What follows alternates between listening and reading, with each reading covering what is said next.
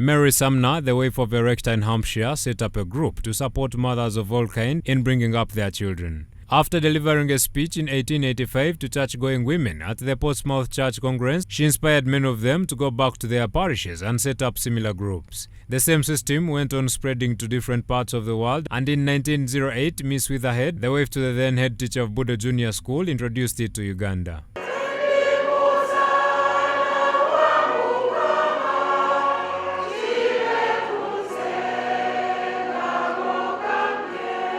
Today we had an exclusive conversation with Roslyn Binji Kawiso, the president, Mothers Union Namirembe Diocese, trying to understand the organization's contributions, and she started with taking us through their objectives. Mothers Union, we have 5 objectives which we normally look on to.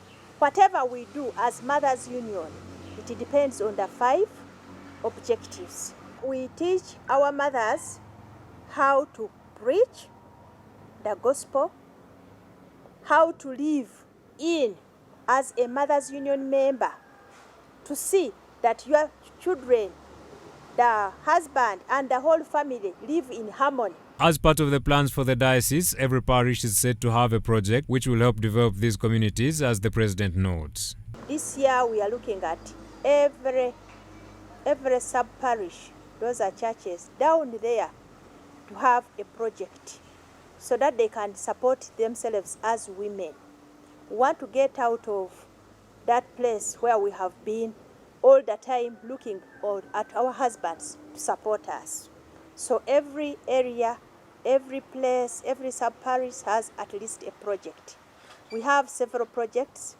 We have put up houses for rent. Some women take care of the pigs, piggery.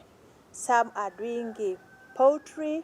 Some are doing real cultivation, horticulture, and vegetables, and some are still doing vendors, they are market vendors. In order to realize development, there are a lot of projects to partake, but one of the key challenges is the limited amount of income the mothers have, since not all of them are well off financially, as Roslyn notes. We have a lot of projects which we want to do as mothers.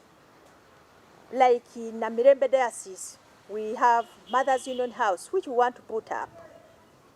The problem which we are having is the support of what we are running, those trainings we are running. We do not have sponsors. So we have to raise that money to make sure that we support, we carry out those trainings to those women down there with our own support.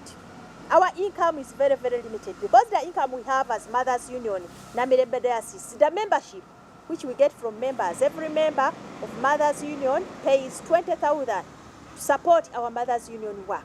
However, though still a challenge, Kawiso jubilates because currently a number of women have managed to rise up and are now supporting the men, which according to her is a success story. By the time we started, most of the mothers, the Fathers Union can tell, we would wait for the kameza, for the man on the table every morning. A man would have to leave some money behind. But as we talk now, some of the ladies are supporting even their husbands. We contribute towards the school fees of the children. We help in our day-to-day work in our homes. So that one, I look at it as a big, big achievement for Mothers Union. Because now we are having little work which we can do. We can support ourselves. We can support the church. Relatively, she adds that part of their plan is to uplift the boy child who in the fight to bring up the girl child had been neglected. This year and next year, we are looking at the boy child. We want also to come along with the boy child. And then we see how the boys come. They perform very well. Then we make them sit in their seat as boys and as men. They are the head of the family. So the head of the family are men. And we always request them to sit in their right places so that they can lead the families. Mothers Union is an international charity organization that seeks to support families. Its main objective is to support monogamous families and family life, especially through times of difficulty. In Uganda, Mothers Union, which was started in 1908 by Miss Witherhead, the wife to the then head teacher of Budo Junior School, has more than 21,000 members throughout the country. Parents who are listening to me, please let us go in our places. Let us grow the children. Let us parent them. Let us not leave them just to grow as they are. Let us grow them. As parents, we are supposed to take care of the children. Take care of the children, our biological children, and the children whom we just meet around. If you meet somebody's child doing a wrong thing, let us have courtesy and tell somebody that what you are doing is not right. And if somebody has told your child that what he's doing is not right, as a parent, do not complain.